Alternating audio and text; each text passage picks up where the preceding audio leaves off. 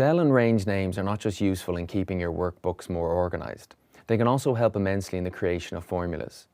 This is because after you've defined a cell or range name, you are able to use that name in place of the usual cell reference. This makes formulas much more readable. Let's take a look at how to use range names in formulas in your Excel workbook. In this example, you can clearly and quickly see what this formula does. If it used standard cell references, it would be more difficult to understand. Perhaps one of the easiest methods to enter cell and range names into a formula is to use the formula autocomplete feature. In the same way the autocomplete feature suggests function names based on the first few characters that you type into the formula bar, it will also suggest cell and range names in a small menu.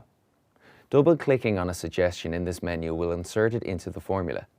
You can differentiate names from functions and other objects suggested by the small tag icon that appears by each name. In addition to manually entering cell and range names, you can also utilize the useInFormula command to insert existing cells and range names into formulas.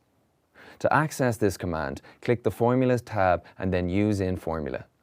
This action will display a drop-down menu listing all of the existing cell and range names. Clicking on an option will insert its reference into the formula bar.